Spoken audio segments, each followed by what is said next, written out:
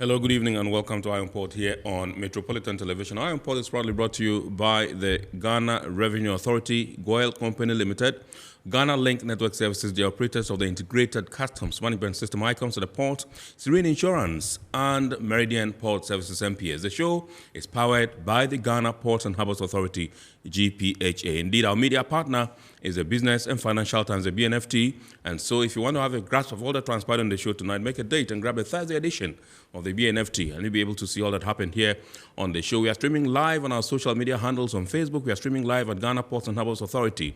Ghana Ports and Harbours Authority. Still on Facebook, we are streaming live at Port of Tema. Port of Tema. On YouTube, we are streaming live at Eye on Port Ghana. Eye on Port Ghana. Indeed, at the appropriate time, we shall be activating the phone lines for you to call in and contribute to the discussion. But in the meantime, you can send us your messages to our dedicated WhatsApp line, which is 0559-019-177. 0559-019-177. We'll be glad to share your messages with the rest of the world. My name is Kennedy Mona. We're going for a quick break. When we bounce back, we'll continue with the show. Please do stay.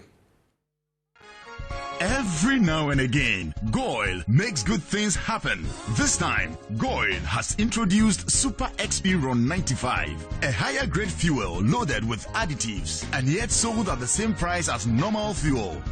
Goyle Super XP Ron 95 enhances engine performance like never before. It maintains the engine by keeping it clean from carbon deposits. Goyle Super XP Ron 95 is designed to burn slowly and thus improves fuel economy, making you save money after several kilometers. Goyle Super XP Ron 95 gives you a smooth driving experience, that is, less vibrations. Fill up with Goyle Super XP Ron 95. Now there's no need to pay more for any higher grade fuel. Goyle has that sorted. Goyle, good energy. Electricity, pay your taxes. Our taxes, our future.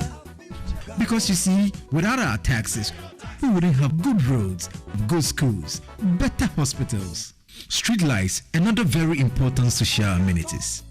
When we pay our taxes, we give our children free and quality education. Talga, my money too small. Why should I pay my tax? Look, small. Salifo, it doesn't matter how small or big your business or income is. You still have to pay your taxes.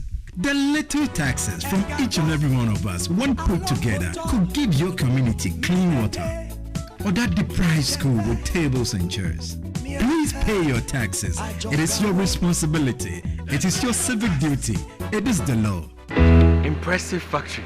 If only I had listened to you, I wouldn't have been in this mess. That devastating fire virtually wiped out the whole factory and my warehouse. Remember my misfortunes last year? Serene Insurance Asset All Risk Fire policy that I took were there to pay for my damaged stocks in the warehouse. And my machines that were affected by the floods have been replaced. My accident vehicle is back on the road thanks to Serene Insurance Motor Policy. Currently, my goods are on the high seas, covered with their marine cargo insurance policy. I was just telling Ajima about Serene Insurance. Oh, Ajima, tell him more. As a road contractor, I make sure I do my contractors all risk insurance for the projects and then workers' compensation for all the workers on site. With Serene Insurance, they will make sure they will cover your unknown tomorrow today. Serene Insurance, a new face of insurance. Call us now.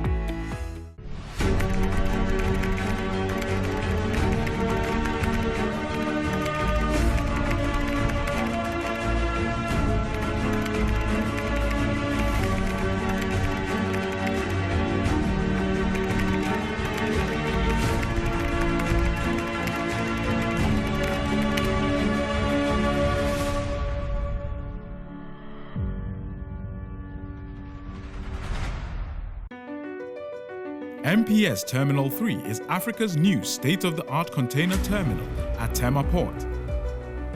For manufacturers, agro-processors and traders, the new port means business can be done faster. This infrastructure boost will improve Ghana's port handling capacity, connect more trading routes, and oil the engine of growth for the economy, creating greater opportunities across all sectors as Africa's markets merge and become the largest trading bloc globally. MPS, we connect, you thrive. All right, so you're welcome back. It's time for us to take a look at happenings in the port and maritime industry in the course of the week. And the Ghana Ports and Harbours Authority had cause to join the rest of the world in the course of the week to celebrate World Day of Safety and Health at Work. World Day of Safety and Health at Work. And indeed, the Ghana Shippers Authority, in collaboration with the Food and Drugs Authority, are also taking steps to tackle non-tariff barriers, impeding trade facilitation. Let's take a look at these stories. As part of measures to improve processing of documents at the port, the Ghana Shippers Authority has partnered the Food and Drugs Authority to sensitize shippers on ways to address import permit application challenges. The move is part of efforts to tackle the growing non-tariff barriers as well as support trade facilitation. The Tema branch manager of the Ghana Shippers Authority, Charles Darlings, said more efforts would be put in to deal with the development as a means to support the African Continental Free Trade Agreement, which frowns on non-tariff barriers. He noted that a United Nations Conference on Trade and Development report suggests that African countries gain $20 billion in GDP growth by tackling non-tariff barriers at the continental level. Ghana, and for that matter, shippers, cannot allow simple processing of documents or obtaining permit and under regulatory requirement from other institutions to add to the non-tariff barriers which may have the potential to prevent the hard-working importers and exporters from meeting deadline of delivery cargo due to simple processing of registration and permit acquisition. The Deputy Chief Executive Officer in charge of technical operations at the FDA, Equia Amate, said stakeholders must work hard to ensure that the efforts being put into trade facilitation yield results. She said whilst the FDA takes steps to facilitate trade, it is expected that stakeholders also position themselves to comply with the Public Health Act and authorities' guidelines regarding the registration and importation or exportation of regulated products. The forum was attended by the Food and Beverages Association Ghana, Ghana Institute of Freight Forwarders, Association of Customs House Agents Ghana, among others. A two-day sub-regional stakeholder workshop on small-scale cross-border trade for Ghana, Nigeria, La Côte d'Ivoire, Burkina Faso, Togo and Benin has been held in Accra, bringing together intergovernmental public sector organizations such as customs and immigrations whose actions impede or enhance the flow of trade. The program was organized by the POS Foundation with support from the Ghana International Trade Commission and German international organization GIZ. A week ago, a similar workshop was held with private sector participation, who deliberated on the impediments inherent within cross-border trade, as well as make proposals. Executive Director of the POS Foundation said a harmonized cross-border trade system will lead to the economic emancipation of Africa. We are one people, Togolese, Ghanaians, Nigerians, Burkinabes, we are all one people.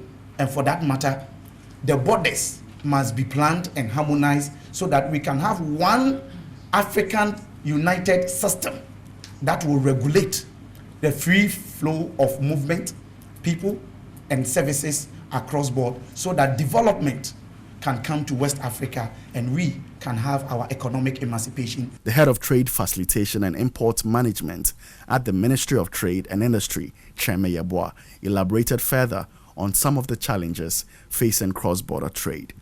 If you take Abidjan-Lagos corridor, it is 1,028 kilometers by road. But transporters do this road in 3 weeks. In actual sense, if trade was facilitated or if movement were not impeded, they should do this journey in 3 days. An assistant commissioner in charge of preventive at the Customs Division of the Ghana Revenue Authority, George Tete, underscored the need to balance trade facilitation with security.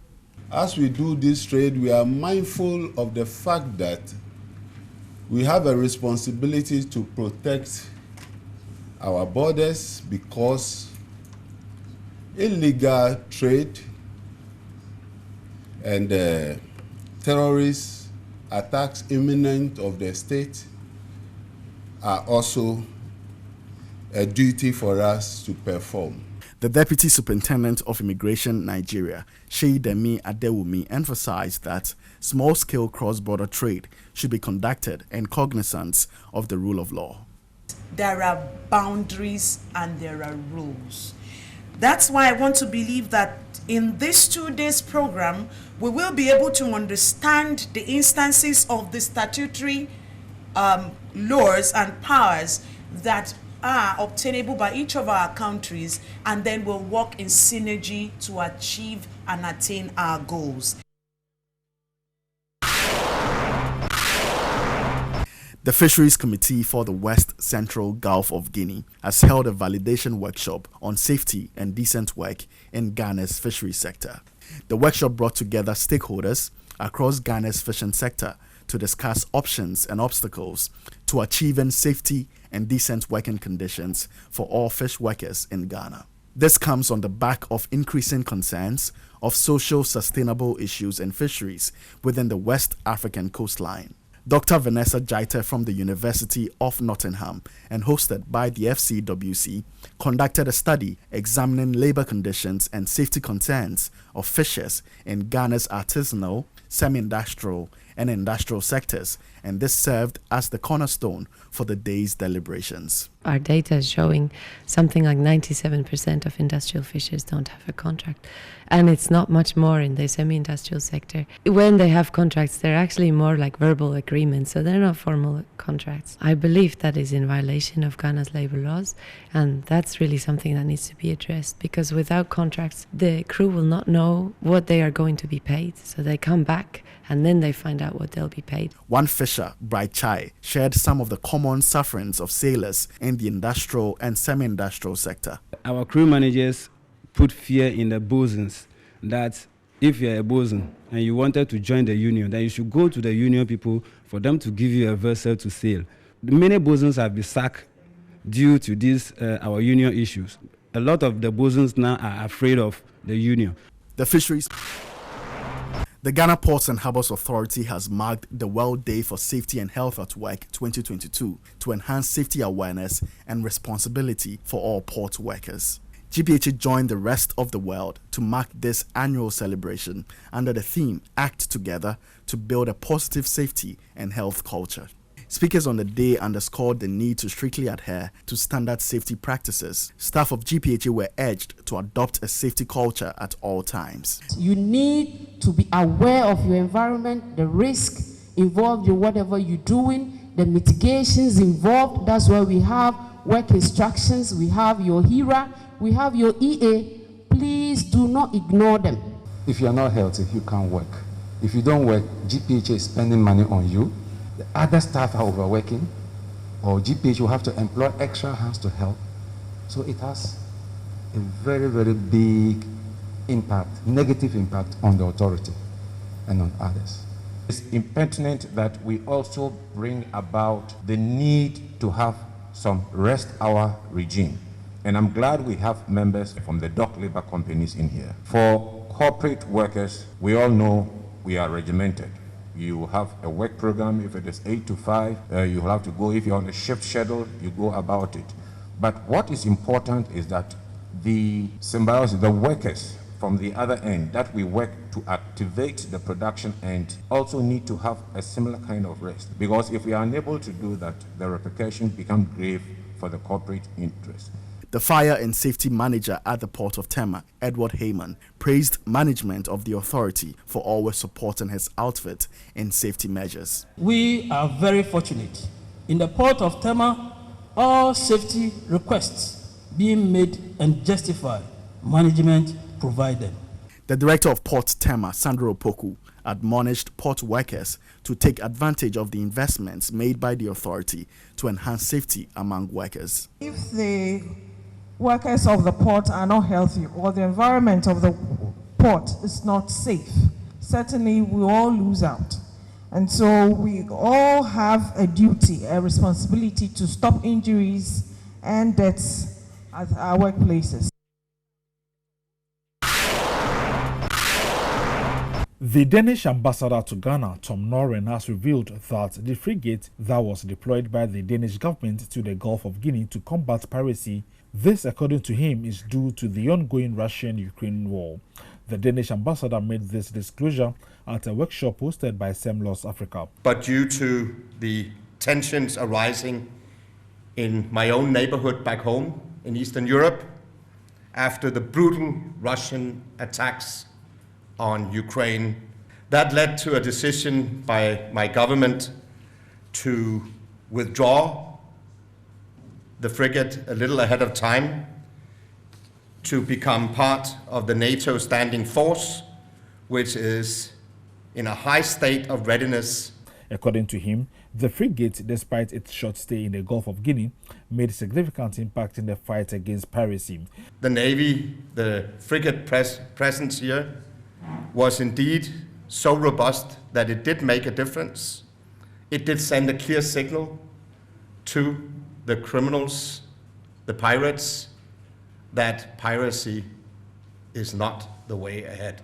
Various security experts and stakeholders in the maritime industry deliberated on how to tackle maritime insecurity and also developed the Blue Economy of Ghana as part of the Amaris project. The Amaris project is a collaboration between the Center for Maritime Law and Security, SEMLAWS Africa, the Kofi Annan International Peacekeeping Training Center, the University of Copenhagen, University of Ghana, Republic of Denmark, and the Safe Seas Network on Maritime Security. Amaris is funded by the Danish Ministry of Foreign Affairs. The Speaker of Parliament, in a speech read on his behalf by the MP of Adaklu, Honorable Kwame Agboja, stressed the need for capacity building of Parliament in the maritime security and governance to enable them to effectively exercise their oversight responsibilities. We need to build the capacity of members of Parliament Select Committee on Defense and Interior, Constitutional and Parliamentary Affairs, Food and Agriculture and Cocoa Affairs, Road and Transport effectively perform their functions.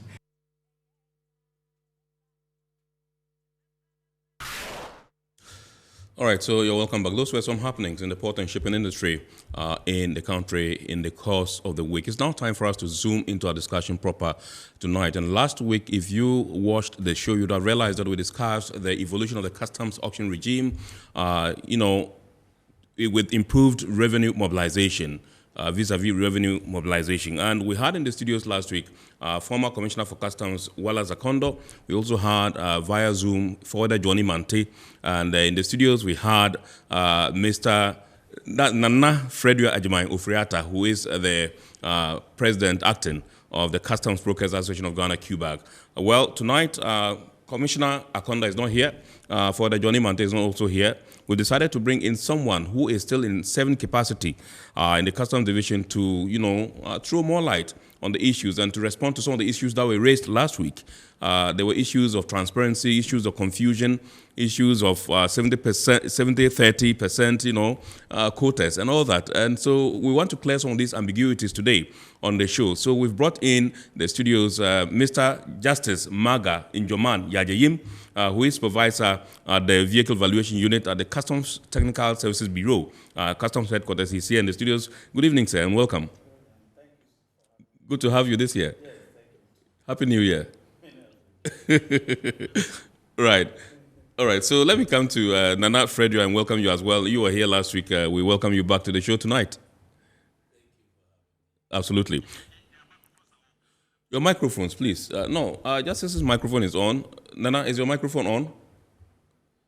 The light should be on, yeah, so it's on now. Yes. So we can speak so that they check whether our microphones are on. So you're welcome. Hello. Thank you for having me. Good. All right. So let me start with you. Last week, like I said in my intro, there were issues that were raised by the two forwarders, and they bordered on transparency, lack of transparency in the auction regime. They bordered on issues of confusion, issues of quotas and all that. Now, one issue that was raised by Nana Fredua Ajimai Ofriata in particular is the review of the standard operating procedures for the auction regime. He thinks that it's something that you have to do as, customs. What's your take on this? Okay, thank you for the question. The issue of the SOPs, the standard operating procedures that customs use, this is what has been in place over the years. And I believe you can attest to that. And this, as is in the industry, I think he has gone through some of these SOPs, and he knows how they operate. Yeah. If we can go through, if I'm wrong, you can correct me. Okay. If the vessel bets, it has 7 days to discharge. Okay. That's a mandatory period. So when that happens, Even if they cannot work within the 7 days, they can apply to the commissioner for extension. Okay. And when they finish the discharge, they are supposed to submit a declaration to customs on when they finish the discharge. So based on that, the discharge date is used for the calculation of the state warehouse rent, the porterage, as we all know. So when this happens, after discharge, the state warehouse rent starts after the 7th day of discharge.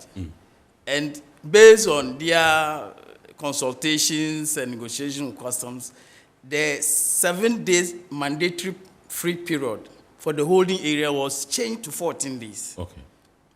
So from 2019. So that is what we operate with now. Okay. With the 14 days, it means that the importer, with the support of his agent, is supposed to clear his cargo from the port.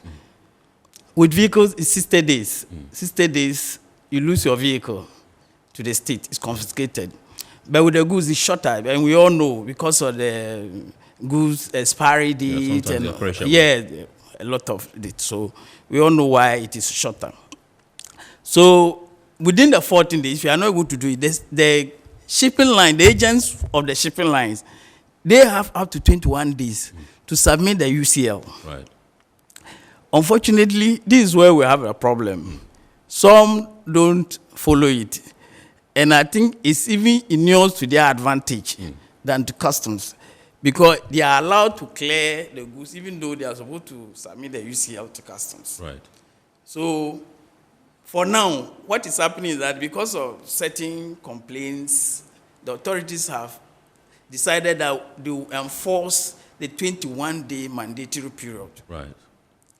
So that no shipping line agent has the opportunity to submit after that. So on the 21st day, they are supposed to submit it. So after the 21 days, when it is submitted, customs will then... Can you come close to your mic a bit, yes, please? Yes. Customs would then ensure that the evacuation is done, or the containers to the UCL terminal. Right. And that is what is being done now. So with this, the Gazette would then come in with using the UCL, which has been submitted. Right. The containers will then be gazetted. And after the Gazette, for Section 53 of Customs Act, 2015, 891, it gives the Commissioner General 14 days. Right. And for goods, it shouldn't go beyond that. And this was even relaxed in their case. So the 14 days, after the 14th day, the officers are supposed to go through You've gone off your mic the Gazette. The officers are supposed to go through the Gazette, and based on the Gazette, they are supposed to open the containers. And then when they open the container, the goods will be on stuff. Right. Examination will be conducted. Then they will then know what is in this container, what is in this. Is it expired? Is it fruit juice? Is it what? But let me say something. When you come to the perishables, it is treated differently. Okay. Maybe that is why the misunderstanding comes in. Because people don't understand that with perishables, the 891 Section 53 gives the Commissioner General the opportunity to immediately, through the proper officer, it means the officer in charge, to immediately dispose of them. So it cannot go through the gazetting and all those processes. If you look at the Revenue Administration Act, it gives the Commissioner General 24 hours. Within 24 hours, if it's perishable, it's supposed to go. Right. But with general goods, they are supposed to go through, examine, lot the consignments. When the lot then they enter into the state warehouse register, then the appraisal is done. If it comes to auction goods, we appraise, we don't value. Right. That's the right method for valuing the auction goods. So when they do that, they will arrive at the reserve price. It means the minimum price at which the item is supposed to be sold. So it's not supposed to be sold below that. Right. So when they do that, then they have to publish in daily newspapers twice. So if you look at, they have to use 2 daily newspapers, publish it twice for the knowledge of public, and for those even though the Gazette is a publication, they still need to publish to tell those who has interest in those consignments that we are going to auction your consignment. And they still have the opportunity to come and pay the taxes and clear. Even at that stage, they can still apply to the commissioner, and then when they are given the first offer privilege, they can still come and then they will clear the consignment. So when this is done, in every December of every year, we have the auctioneers who have been registered by Ministry of Interior, and they submit their bids to the GRA. Right. So the one who wins the bid to auction is allowed to auction every consignment in the port in the subsequent year. So for the auctioneer who was selected the previous year, is invited, and then he goes through with the officers with the consignment. But what he doesn't know is the resale price. The resale price will be given to him in the morning when he's going to do, at the port where he's going to do the auction. Okay. So a date is selected, published, as I said, in the dailies. So when the day comes, the auctioneer will come and then do his job. Right. And then at the end of the day, he has to account to customs on how much he has collected, together with the officer in charge, who in charge of the auction. So basically, that's what is done. With vehicles, it's the same thing. With vehicles, you have 60 days. After discharge, you have 60 count from the day after the final discharge. Right. And this is in the system. So when this happens, people leave their vehicles 60 days. It goes, then they still apply. Most of them still apply and they get it. So why they say there's no transparency, I can't tell, because the standard operating procedures are known to all of us. And we don't know how they are supposed to operate. So in the institution, if you are aggrieved, there are channels for going through to seek redress. Yes, and they all know. They've been submitting petitions to Commissioner's office for redress. So as to why they say there's no transparency, that's what I don't get. Because I just ran you through the SOPs. And these are known to both customs, the shipping agents, the freight forwarders, the clearing agents, all of them, they know how it operates. Right. Yes. Nana, you were the one that raised the issue of the standard operating procedures and you wanted them reviewed. Now, with the explanation that Mr. Yajaime has preferred right now, do you understand and are you okay? Yes, thank you for the opportunity once again. Yeah, the SOPs have been in existence, but if Shippers Authority found the need to convene stakeholders and look at the need to revise the SOPs, that means it was not holistic, if I'm permitted to use that word. The challenge with goods going to UCL and state warehouse and auction, or either allocation or auction, is a very, very touchy issue, because we all appreciate the need for government and customs, for that matter, to raise revenue. And for that matter, any undeclared cargo, government has to, exact its revenue on it. But there's a lot of circumvention that happens in this area. And so agents and for that matter, their importers, they work on their behalf, have always had a difficulty, because notwithstanding the SOPs he has elaborated, there's a lot of underhand dealings that occur in this area. Which you can't prove. Do you have? Because, they might be happening, but you can't prove them. And per what he has just said, this is quite transparent. And that's the what do we call it? The procedures they follow, that's the rules. And everybody involved in the auction process passes through the same process. So if you say underhand dealings, what are some of these underhand dealings?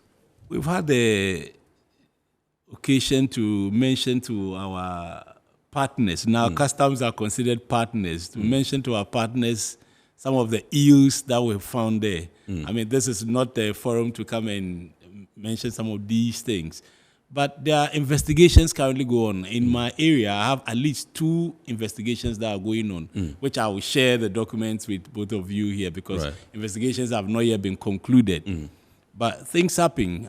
By the time the general goods hit the 14 days, we know there's a cabal that operates within the port community. And then they go for high-value goods, call it the rice, the sugar, the oil, the cloth from China and things like that. And by the 14 days, they know which ones they have targeted. And before you know, there's a simple transfer. And people have, paid for it. We've had issues. There are some of them still under investigation, where containers that are supposed to be at State Warehouse have been opened at Amaris Terminal, sometimes Atlas. And there are even instances where the importers have managed at the last minute to pay for the duties, but there are accrued rent and things that they have to pay for. And before you could say, Jack, the containers are nowhere to be found, and it has been allocated. If it's the auction process, it gives you, the opportunity to go through the gazetting and all other things. But it is not only auction that happens to raise the revenue. Commissioner General has the, discretion. Yeah, so it's the problem has to do with allocation. Yes. Allocation. Okay, so you mentioned cabal. Last week you mentioned cabal. Johnny also mentioned cabal. Yes. When you say a cabal operating in the port, can you expatiate? People come in the name of all kinds of people working for national security. They have been allowed to, they've been instructed to take certain things. They actually come with letters. There are too many of them.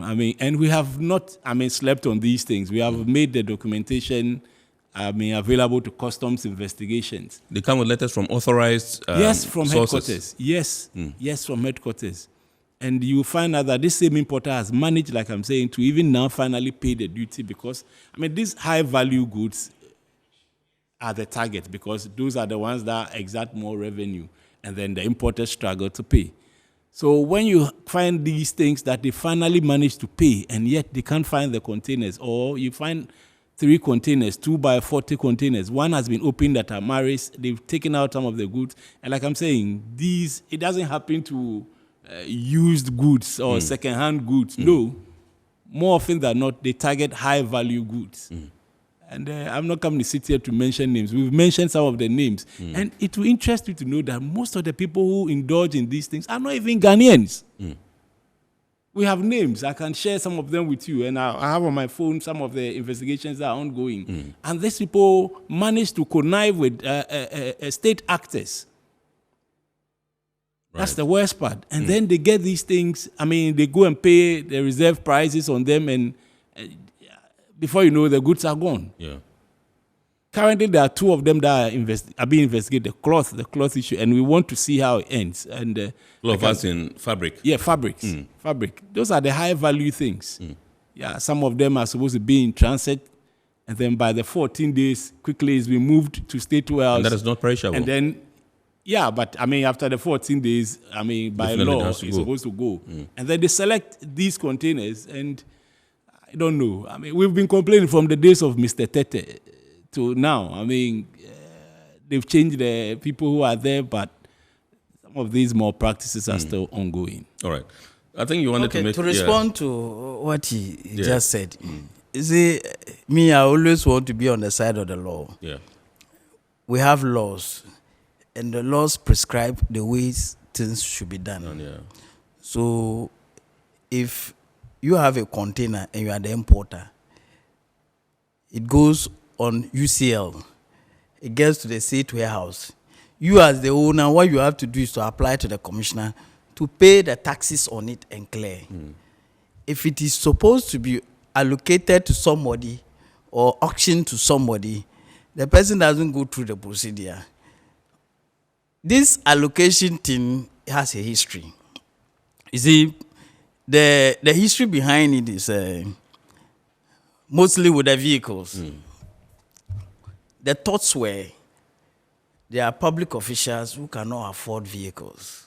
There are people who are connected to the government, doing things for government, and they're government employees. Per their job schedule, they will need to be mobile. To run around, yeah. So they will need vehicles. So they can apply, and then they are given such vehicles. They pay the allocation fee, and then they clear them. Yes. And then it was extended to the containers, because there are people who want to go and buy chairs to go and donate to schools. They want to buy some medical beds. Maybe somebody cannot pay the duty. they will go and buy and then go and supply to a hospital. Yes, those things have been done. So if somebody, I don't see how somebody can clear a container which doesn't belong to him without it going through the right process. I can't understand, because how would they get the delivery from the shipping line? They claim manually. You know that they claim manually, and of course they cannot do it on their own. It's with the tacit connivance of, like I'm saying, state actors. I mean, this is not supposed to be the norm. Yes. Yes. We all agree. So as he said, since it's with investigators, they will have to go through, then we'll end up to know the facts as to whether what they did to get the containers out. So that's what we have to know. But what we should have at the back of our minds is, if they are perishable goods, they can be given out at any time. Yes, and for perishable goods, it doesn't have to go through this normal process of getting them gazetted. No, it doesn't happen. Yes, as I said, the 891, which is the Customs Act, specific, immediately they are supposed to be given out, because we want to secure the revenue interest. It's not only revenue, sometimes the congestion in the terminals, yes. We want to make sure that, because each day has vessels arriving, so we want to create space, so to leave them in the port area, which has a lot of rent, and then they will put it there. Allocation, they don't pay as the normal one. When they take allocation, they don't pay the rent, yes. So, in fact, there are a number of factors which are also considered. That is why there's sometimes the speedy clearance of the consignment.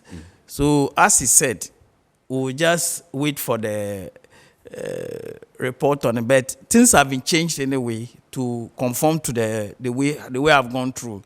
Currently, they are doing the lotting at the state warehouse to ensure that nobody just come to take a container out of the port. So that is being all right. done. So in his submission, he mentioned a cabal operating in the port. I believe there's something you've heard over and over again. What's your, take on this particular issue? That is his view. Really, I cannot confirm that. Is there really a cabal in the port? I cannot confirm that. I cannot confirm that there's a cabal in the port. That is what he is saying. And as I understand it, the way I understand it, I know that, yes, there are a number of ways that containers can be given out by the Commissioner or Commissioner General legally. So if somebody is taking a container, I can't say it's a cabal. Yes, if he doesn't have the requisite documents, I don't think that he can just go to the port and take the container. And no, but he alluded to the fact that, yes, these documents are genuine documents coming from authorized persons. Yes. Yeah, so it doesn't become a cabal. Because if you look at the 891, 53, it's any other method. It's filed there. If you go even the 93, look at section 93 with vehicles. Apart from the auction, it mentions allocation, and then it also mentions any other method. So it means any other method can be used, yes, by the Commissioner or Commissioner General, yes. Right. So I cannot sit here and say there's a cabal. Maybe that's the way he sees it, because he's feeling the pinch. Yeah. So that's the way he sees it. I'll be coming back to you, Nana, to find out from you whether indeed your clients, as the importers, are really well educated on some of the processes as far as auction is concerned, because sometimes you even bear the brunt for them, because they are there and they think that they have commissioned you to do some job for them, and they only expect to see their goods. At the close of the day, if you go back telling them that the good has gone into the UCL and that it's been gazetted, it's going for auction and all that, they come at you, they bear their feet at you because they thought that you haven't done the right thing. But you've charged them and all that. I'll come to you and find out from you whether you have really educated them or whether they are actually educated on some of these processes involving the auction process. Now, one thing that you mentioned, in your earlier submission had to do with the fact that, people have to come and bid to be auctioneers. Yes. How is this done? Okay, what happens is that all auctioneers who are interested in being that business have been registered by the Ministry of Interior. Okay. So Customs will publish in December for bids from auctioneers. Then they will submit their bids as to how much commission they will charge at the end of the auction. So the lowest gets it. Okay. The one with the lowest commission gets the job to auction for customs. Okay. So anytime we are doing auction, such an auctioneer is invited to come and take through the auction. Right. But it's auction in customs is not only done by auctioneers. Officers can also do. Right. But when officers are doing, it doesn't go through the normal process as it doesn't go through. Those who are these reefer containers, officers just auction them. The officers in charge, they have the power to do that. Just auction them, and then they will get the necessary revenue. So that's basically how it's done. It's either done by auctioneer, which goes through the full haul. Yeah. The most important thing is that if it's general goods, it has to be published. Even if it has to be done by a customs officer, it has to be published for people to know that their containers are being auctioned. Right. Yes. So that's what happens. All right. I thought that the GRA was under the Ministry of Finance. Now, you just mentioned that the auctioneers will have to go through the Ministry of Interior. Yes. Okay. Okay, what happens is that they don't only do the work of GRA. When people have lands, they go to court and then the person loses the keys and they are supposed to auction. It's an auctioneer who does. They do the same kind of job. Right. Yes, for others. So because it doesn't only involve revenue function, it involves other activities. Right. It was deemed fit to put them under Ministry of Interior because they have the capacity to be able to check who is a criminal, who is not, who is fit to do some of this job. Because you can't take somebody who can run away with your money to go and do an auctioneer. Yes, you have to do due diligence on the background. Fingerprints, all those other things. Right. Yes, they go through that. Yes. Okay, great. I'll come to you again, but for now, let me go to Fredio Ajuman of Freata. When I come to you, what I want to find out from you is the fact that most of the time, some of these are aggrieved importers whose vehicles and goods go on the UCL and go for auction, cry because they think that the rates at which the vehicles are auctioned or the goods are auctioned, even if he was allowed to pay the duty, it would have been better. And I know at some point Customs took a stance on this particular issue and said if you're going to buy an auction vehicle, you have to pay the duty. I don't know whether that's what's being applied now or it's a different ballgame altogether. So let me find out from you, Nana. Are your clients, the importers and exporters, educated on the auction process? Have you told them what the nuances are? Yeah, you see, when it comes to auctioning, it's not an everyday, occurrence. It is something that happens once in a while when you're unable to, raise the needed funds to pay for. Yeah, so it's not like you get the chance to always educate them on it. So once in a while when it occurs, then you have to sit your importer down and then let him understand what it takes. And so it's not an everyday thing. So once you educate the person and unfortunately, if they are unable to find the money, they will just show up at the auction and hope that probably government will exact at least the revenue involved so that there will be something left of it, residual, that would accrue to him, the person who brings the stuff in. But more often than not, they get upset because they probably don't even raise what the duty value is. And this is where there's always contention. But that's what the law says, that government will take its revenue. That's government's interest as a reserve price.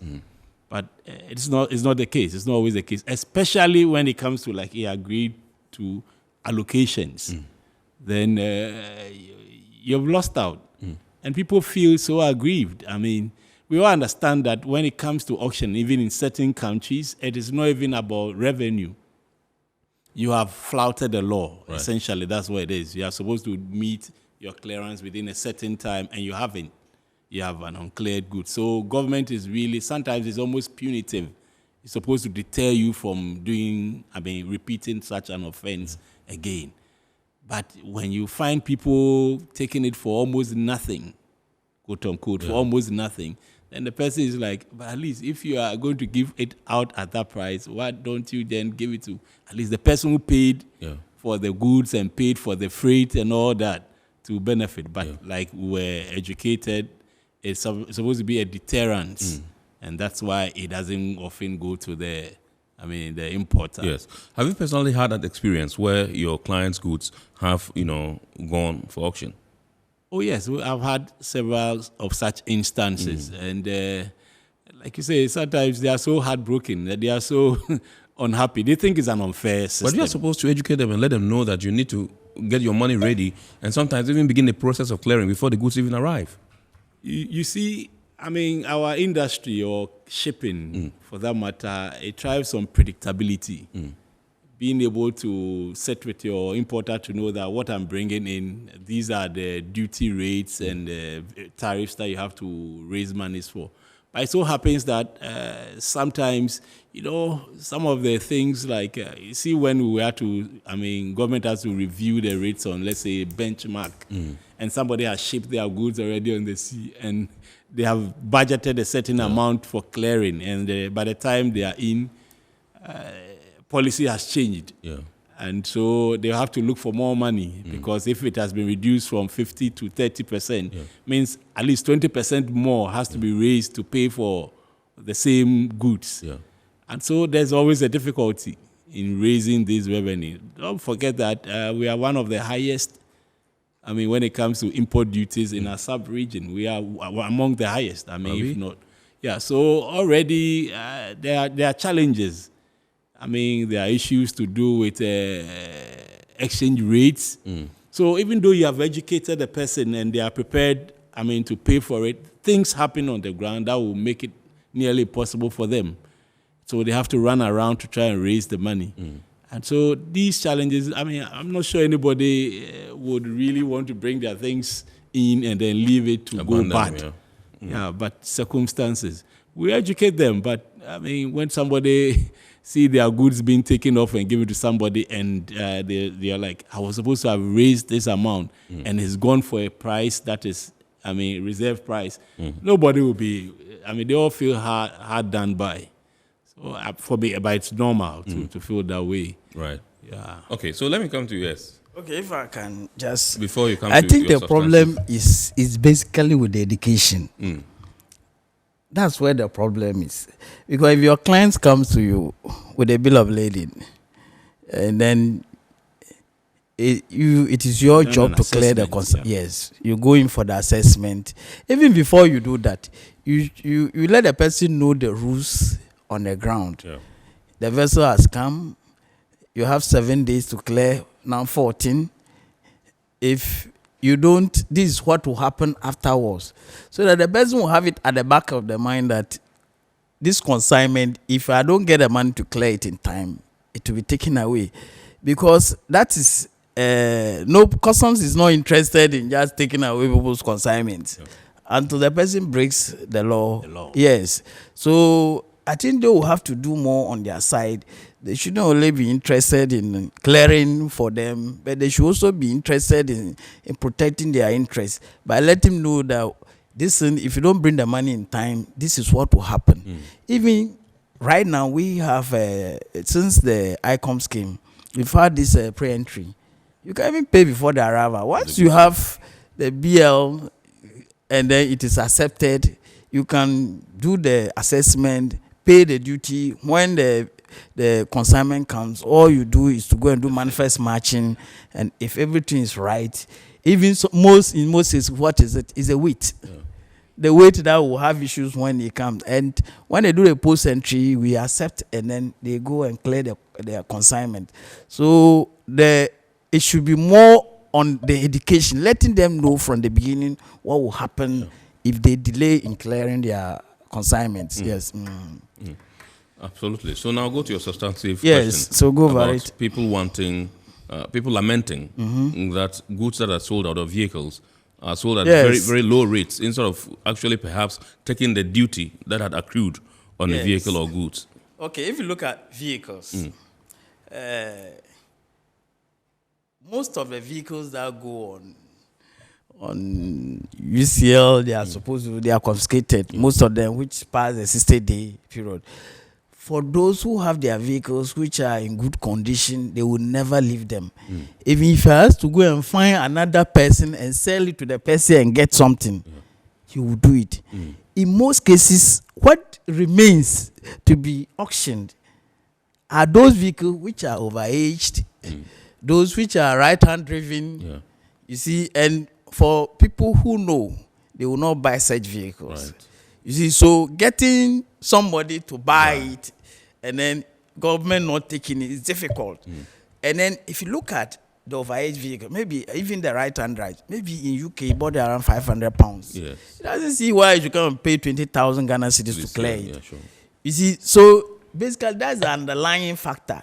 But in customs from 2009, we tried something where we tried to recoup all the taxes involved. And I can tell you, those vehicles remained at Atlas for 3 years. Do you know how much we sold one at the end? No. 1,000 Ghana cedis. Wow. Because everything was gone. So that policy was revised. Everything was gone like?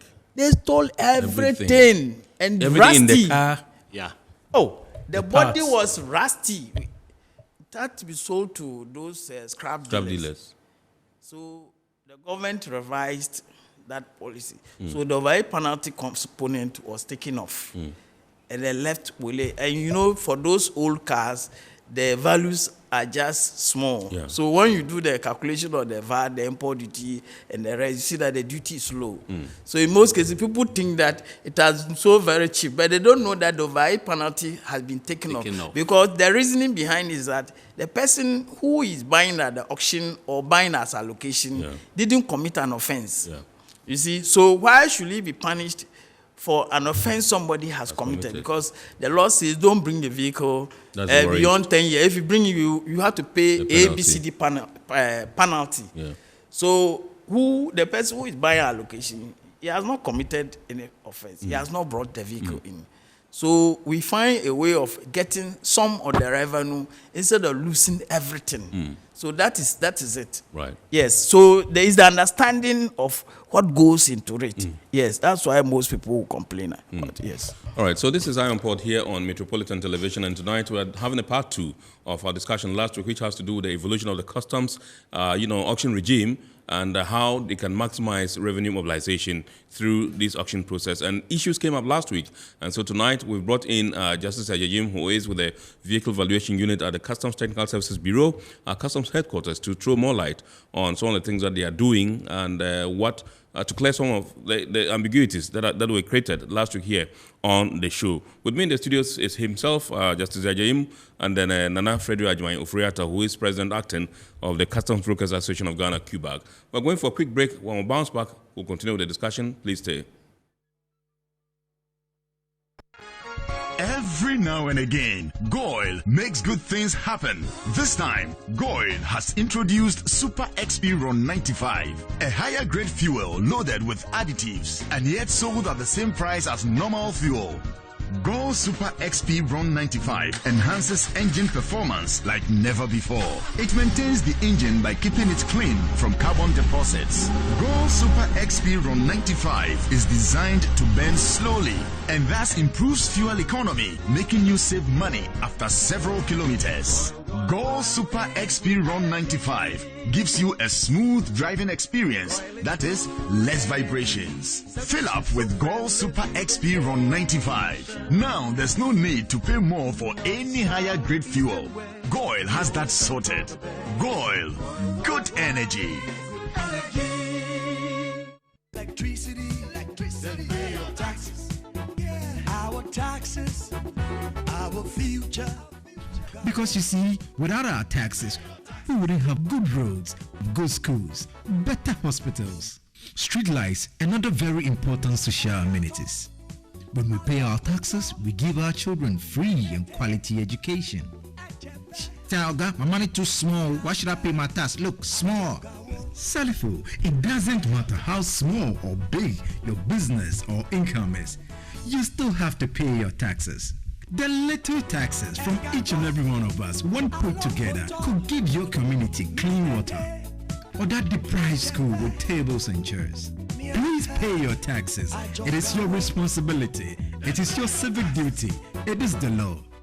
Impressive factory. If only I had listened to you, I wouldn't have been in this mess. That devastating fire virtually wiped out the whole factory and my warehouse. Remember my misfortunes last year? Serene Insurance Asset All Risk Fire policy that I took were there to pay for my damaged stocks in the warehouse. And my machines that were affected by the floods have been replaced. My accident vehicle is back on the road thanks to Serene Insurance motor policy. Suddenly my goods are on the high seas covered with their marine cargo insurance policy. I was just telling Ajima about Serene Insurance. Oh, Ajima, tell him more. As a road contractor, I make sure I do my contractors all risk insurance for the projects and then workers' compensation for all the workers on site. With Serene Insurance, they will make sure they will cover your unknown tomorrow today. Serene Insurance, a new face of insurance. Call us now.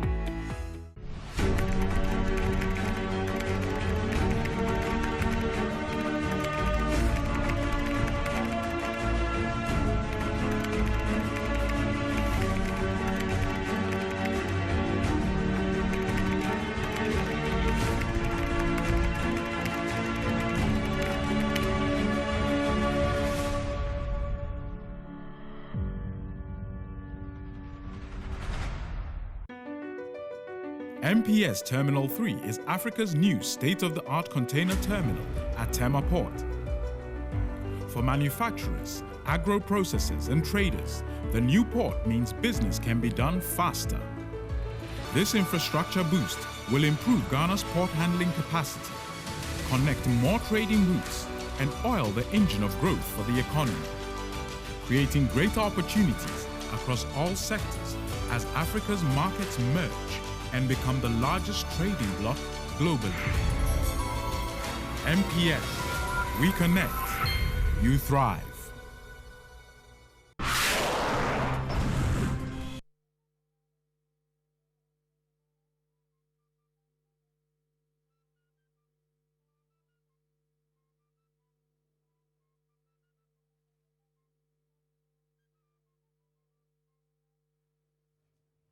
All right, so you're welcome back. This is Ion Port here on Metropolitan Television. Now, let me announce that our phone lines are activated. The number to dial is 020-552-8353, 020-552-8353.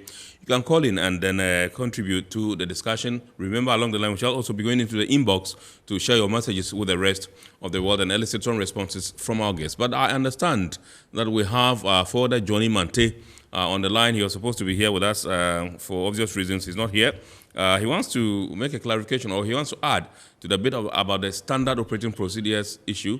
Okay, I understand he's not on yet. He'll be coming on. But let me go to, whilst we wait for your calls, let me go to Justice Yajajim and find out from him issues about the auction process being shrouded in some kind of secrecy and all that. Is that what really happens? I won't say it is. Because we have looked at two ways of doing it. The public auction, which auction is public. That's sealed by public auction. Right. And then we have allocation. If somebody is applying for allocation, I don't think you put it in public. It is his letter which goes to the authorities, and then based on his request, if they deem it fit, then to be allocated to him. So you go to the port, pay. They have standardized charges they pay on those consignments. You pay and then finally clear it. If it is public auction, that one is public. Right. So whoever buys it is known by those who went for the auction. So it is not shrouded in any secrecy because the laws guarantee whatever is being done. Yes. So we can rest assured that anything that happens in the auction process per the standard operating procedures is transparent? Yes. If you look at the act which licenses auctioneers, that's the 230, Act 230 of 90, NRC, yes, this PNDC law, yes, 230, 1989. If you look at that particular law, it is very strict. It spells out things they cannot do, the do's and the don'ts. Yeah. And then the punishments that go with all those if they go against the law. So they know that they are supposed to conform to certain standards. So at the auction place, they are not supposed to get involved in conflict of interest. That's why the reserve price will not be given to them until they are starting the auction. Right. It's not given to them, yes. Because It's a human being. He can leak it to somebody who is his favorite or something. True. Yes. So it is done with a lot of caution. Yes, so that at least everybody who goes to the auction benefits. But with allocation, it's individual. He applies, and when they look at the reasons he has stated, if it is reasonable enough, he's given either the vehicle or the container, and then he goes to clear it. Right. Pays the whatever amount is quoted in the letter if it's allocation. If it is auction, the auction slip, the amount is written on it, and based on that, they're able to pass a declaration. That's a BOE, bill of entry on it. And then when it gets to the CTSV where I am, we do the acceptance by getting the auction office to confirm whether the letter is genuine. They go into the system, they will confirm if it is allocation the same way. And that is what I will ask my brother, that they should educate most of their colleagues. Because not importers, the agents. Because when you put in a BOE for auction or allocation, it doesn't have a manifest. So me sitting there cannot tell whether your letter or is genuine, because this time with technology anybody can do anything. So we always wait for the confirmation from the auction office. Before. Yes. So what you have to do is that when they put in the BOE, they should get the auction office to go on the system and confirm. So as soon as it gets to us, we just do the approval. So this is what delays most of the auction allocations. Some of them will be inside for 1 week. Because once we are not sure, because there is something which happened in Paga at the beginning, so we were sure. For the Paga story. But let's go to Upper East and then walk Yusuf from Bolga. You just mentioned Paga, and so Upper East, and Yusuf is calling from Bolga. Good evening, sir. Yeah, good evening. Yes, please go ahead with your submission. You see, my problem with the custom auction is that when they are going for the auction, assuming for the past 2 years, they impounded our car. So when they impounded the car, the auctioneer was around to sell the car. Before we realized, they've already auctioned the cars among the officers. Among the officers, among customs officers? Yes, among the custom officers. When was this? Even currently in the Upper East, that is what is happening. That was in Bolga? Yes, in Bolga. Currently, I'm telling you, that is what is happening. They've seized Opel Zavira, currently, which are parked at their office. And currently, the officers, when they will tell you that, okay, I have taken it an auction. So you come and I'll sell it to you genuine, and you go and do the genuine number. Yes, that is what is happening. The officers sitting there should investigate from their office in Bolga what is happening. Yes. They are selling those cars among themselves. When was it? How? No, if they seize your car, assuming that they've seized my car, and I'm coming for the car, at least the government should allocate the car to me to punish me for me to buy it. Maybe I want to buy it less than what the one they've allocated the car to buy. The one they have allocated the car to buy will buy the car 5,000 or 6,000.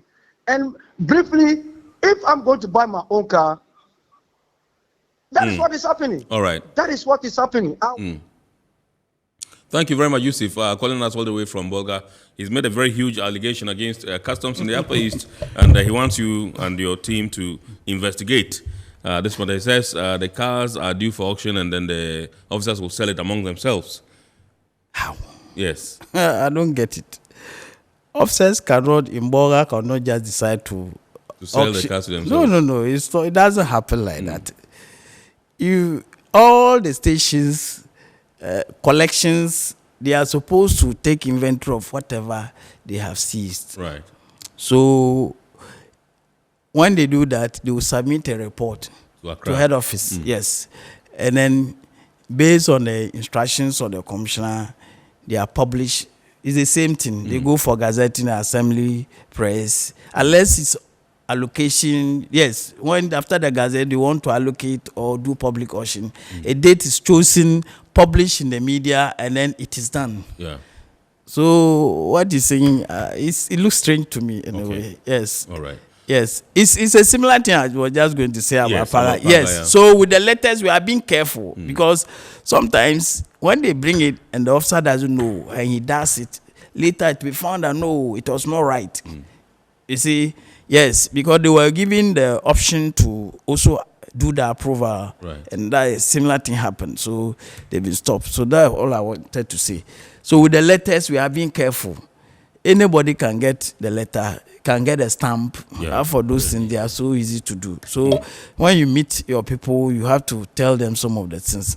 Yes. Now, I want you to run us through how importers can avoid, the instance where their vehicles or their cargo goes onto the UCL and for auction automatically. Yes. With the vehicles, what they will have to do is that, when they are going to buy vehicles, they use title deed, which is the first registration deed. So assuming you bought the vehicle first, you sold it to him, he went to do re-registration. That is what will be found on the title. If he sells it to me, is the date I went to do the registration in my name, that will appear on it. And that is what they use to sell the vehicles.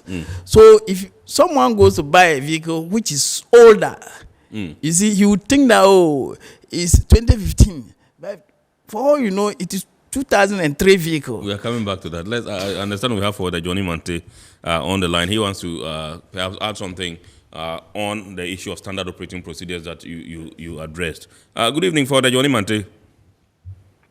Good evening, Kenny. How are you doing? I'm terrific, by His grace. Thank you very much indeed for joining us via phone. I understand you have some reservations about the standard operating procedures. Not reservation. Okay. I just want to bring some clarity again. Okay. Quickly, you would realize from Justice's submission, I mean, he's done justice to the subject, I must admit. And however, there is something I need to bring to the conversation, which is the issue of allocation. He mentioned the law, but if you come to the law, there is nothing like allocation. Of course, the CG will decide as to how to dispose of cargo. Yet, there is nothing like allocation in our laws. You can check. 634 has been refused. Again, the issue of where you have people who have paid their duties, okay? They've been granted letters. That's the first offer privilege. You go to the port and the cargo is not there. It is not, the fault will not come from customs, because where cargo is gazetted, it is not just customs that does the allocation, the so-called allocation. There is a committee somewhere that does those allocations. So that's why you have confusion always within the port. Today, if you go to the courts, the customs is being pulled left, right, and center by people who have actually paid their duties and went to the port and could not find their cargo. Okay? So what we are saying is that if you look at the subject that we are discussing today, evolution of auctions and revenue mobilization. Today, come to the port in terms of SOPs. If you have a cargo, the SOPs is changed. People have paid and they have asked to go to walk through many channels, which is actually alien to the SOPs that we have. I'm not sure that is aware about what I'm talking about, but this is what is happening today.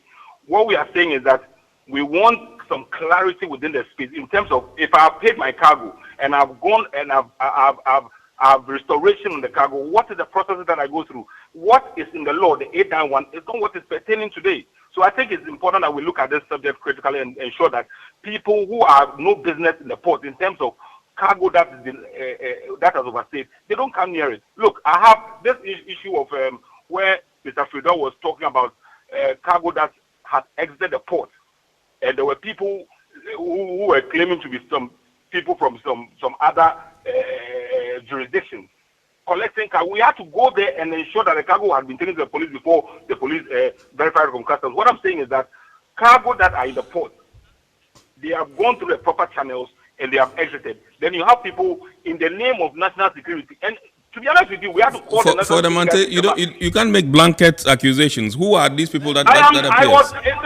No, hold on. I was there. It's not as if I am making allegations. In fact, the national security had to show up because these guys were lying. All right? Yes, you can interject. Johnny.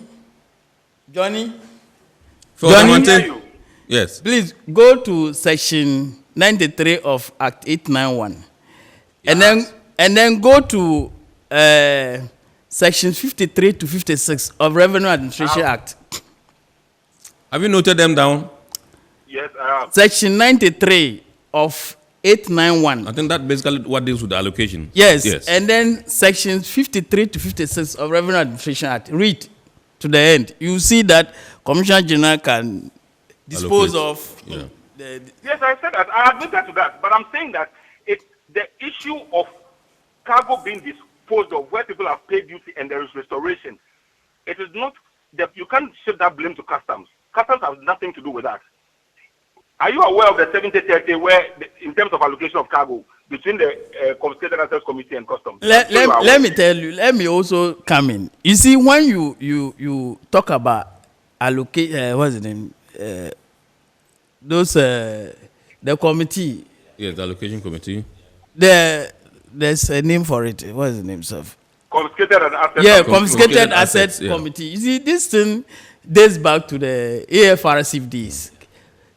When they came, listen, when they came and they were seizing property, they ensured that everything that went to the state was protected. So their mandate, if you look at the act, their mandate is such that they are interested in all properties which have been confiscated to the state.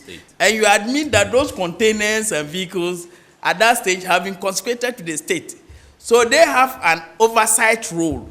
As for the issue of allocation, I've never seen them sign any allocation letter to anybody. It's always customs. Right. If it's auction, it's customs. We have been working, approving when they come, they go through the system. It gets to us. Respectfully, Justice. Yes. Respectfully, Justice, are you saying that so we should place the blame at the doorstep of customs? Is that what you are saying? Because on what basis would you pay it? What blame? If you look at our procedures. What I'm saying is that whether you are paying, whether you are paid duty or not. Customs has done a restoration for you. You go to the port, you don't find your container. How does that happen? So did you find out how that one was cleared? After you got the letter, how it was cleared? Yes. And it means customs didn't allocate it to the one who cleared it. Or it was allocated. Exactly. What I'm saying to you is that there is a process for restoration. You write to customs restores the container for you. You go to the port, the container is not there. Which means that there was an allocation that was done without customs either knowing, because the understanding we have is that once the containers are gazetted, it goes to this committee and they look through the UCL list and then they pick the 70%. Now I have a container. I write a letter to customs and say, look, because of A, B, and C, I would want this container back. The customs says, okay, well, are you ready with the duty plus all the other? He says yes. Go and pay and collect your cargo. You go to the port, you don't find where do we find? How do we fix that jigsaw puzzle where people continue to go to the port after paying taxes and yet don't find their container? Who do we put that? How do we solve that problem? You can't blame anybody because that's the law. Because if you have a container, whether you are paying, Johnny, listen. There are a category of goods which are supposed to go to the state warehouse. We have those which you are putting a BOE, even paid, but not examined. That's one. Okay, so you'll address that, but let's see if he has finished so that he can drop the line. I'm sure other callers want to. Whilst you're addressing it, yes, we can attend to other callers. So I'm good. All right. Thank you very much indeed. Thank you. So we have those who that they are paid a duty. They are putting a BOE, paid, but they have not examined it. The others, they have not entered at all. The others, they have abandoned. The others which have been seized for various reasons, it has been seized. Yeah. Others have been detained, maybe short collection or some other reason. They have been detained. Yeah. So if that happens, and you the one who is the owner, if you want it, once it has been confiscated to the state, what you need to do is to go and first identify whether your container is still there. So you don't go applying for something which is not there. Yeah. You see, so when you go and check and the container is not there, then you can put in your application, then you get it extended. You go, if you haven't paid the duty, you can put in a BOE, pay the duty, and then if you are already paid, then you go for examination.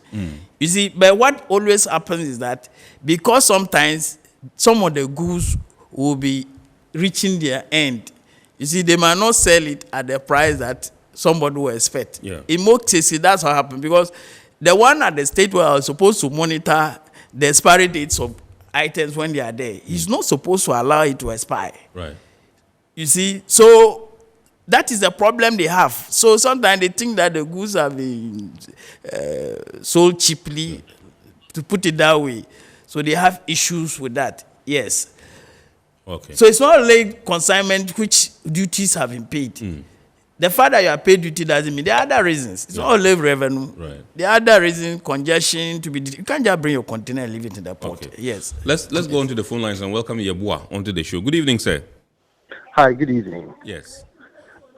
Yes, I want to make another contribution here pertaining to what has been happening when you have a car or a car has been seized. A friend's cluster was seized at the Tema, one of the Tema warehouses. So he was given a check, and we decided to go there the following week to go and check. When we went there, we were told the car has been auctioned to someone else. We searched through the yard. They were not even allowing us to enter, but we were able to do it. And then we found out that the car was not there. So we decided to inquire where the car has, or who the car has been auctioned to. And they said, so far, we were not able to come in area. It has been auctioned. Then we said, fine. The gentleman there, since the PRO, he made mention of you can trace to know where the car has been given to someone, or he may use the word, I've forgotten it. So we decided to use the same procedure and find out where the car was given or who the car was given to. But we did that, and we were not able to give us any information. That is one side. There is another issue of a lot of thievery and corruption going on at the Akano border. Please, custom is a point where a lot of people, when you have goods and your services, you have to go to them. When you even have a difficulty, when it comes to your goods and services, they will help you to solve it. Whether you go there, then it turns out to be like you have come and they need to milk you out. I am making this point clear concerning the Akano border, which is the issue going on there. Because wherever there is an issue and you rather go there, they'll directly go to this side, go to this room, go to this room. Before you realize, nothing will be attained. And Okay. Yes. I think that you just made a blanket. You didn't give any specifics on what the actual issues were. We'll be glad to have them. You can send them to our WhatsApp line, and then we'll take them up and then seek redress for you in our subsequent editions of the show. Indeed, you can also watch the update version on Wednesday at 8:30 p.m., where if we happen to get any information from you, we can relay address this particular issue and then let you have it. You can also call in. I think we have barely a few minutes to go. Let me take this message. This one says, please, good evening. I would like to know if they have done the auction on their cars already. If they haven't done it, when are they going to do the auctions? This one is from Kojo. The last one was last year, December. Somebody said for a long time. Yes, they are in the process of putting together a list for Gazette. The one that happens. It doesn't take a short period, to take a long time, because they want to give the owners the opportunity to come forward. Yes. So most times when they say it's not transparent, I don't get it, because we always give them a long rope to travel. So okay. This one says, good evening. I tried to check customs duty value of used vehicles online. However, the application is complex for an ordinary Ghanaian to the extent that only clearing agents can interpret it. My nephew in America has promised to buy me a used vehicle, but I need to clear it in Ghana. Please. Well, I think that if you go to the simplest one, if you go to external.unipassghana.com, you'll be able to. The steps are just so simple. Yes. External.unipassghana.com. You'll be able to calculate your duty rates on used vehicles very easily. If he has a chassis number, yes, he goes to the home page. Yeah. It will allow him to enter the chassis number, and then the calculation will be done. Even if he doesn't have it, if you don't have the chassis number, the make, the model, the type, the special feature. Absolutely. You can just go the same procedure. You do it manually, select it instead of the chassis number giving you. It's very simple. One of the simplest you can find. External.unipassghana.com. That's where you can go and you have it. Good evening. Good history behind all the customs laws. However, the issues being discussed leaves much to be desired. The cabals wait for the exact expiry date of the clearing of the goods without waiting for the days of petition. Now, this is the gray area where the cabals quickly go through the same customs process and have the high duty goods cleared from the port. carefully examine these areas. Well, you agree with this particular person? No, I will agree with you. See, the Yes. I cannot determine the cabal. Yes, Fred, you please just take 1 minute and let's try and then. The challenge is, I mean, he doesn't seem to agree with us when we say there's no transparency, there's not enough transparency. But between restoration, when the person, the importer, has finally managed to raise the funds to pay the duty, and so they apply to head office, and then there's restoration. I think there's some lack of coordination, because if head office is going to grant you and you have applied, why wouldn't they first check to see whether the container is still there at either the state warehouse or, I mean, whoever has custody of the, confiscated goods. But they grant you the letter and you go and pay and you get there and you realize the container sometimes is half empty. Yes. There's no coordination. That's really the issue. All right. And that's the reason why, we suspect there's a cabal, because by the time it gets onto the UCL list, they will quickly, there are some people when you go, they get into the state warehouse, seriously, it's difficult to see the officers. And you have your letter and you're trying to see them. I don't know if it's by coincidence or it's orchestrated, but they need to coordinate between head office and the state warehouse. That's where the challenge is. Okay. Just 30 seconds. That is why we are partners. So in your position, you have the opportunity to change things. So if you have this, you should be able to meet the commissioner and put before him, even the sector commander in Tema is there. Yeah. You meet him and tell him these are the issues that your members have. All right. So you try and resolve them. This is how we draw the curtain on tonight's edition of Our Import here on Metropolitan Television. With me in the studios, Justice Maga and Joman Yajayim, Supervisor Vehicle Valuation Unit, Customs Division, Ghana Revenue Authorities from the headquarters, Customs Services Technical Bureau. And then we also have Nana Fredo Ajimain Ofreata, Acting President of the Customs Brokers Association of Ghana, QBAG. In the studios, we've been discussing the evolution of the customs auction regime and improved revenue mobilization. God willing, we shall be bounced back next week, Sunday, with another wonderful edition of Our Import. Remember, the abridged version is aired on Ghana Television every Wednesday at 8:30 p.m. Thank you very much for tuning in, and we wish you a super week ahead.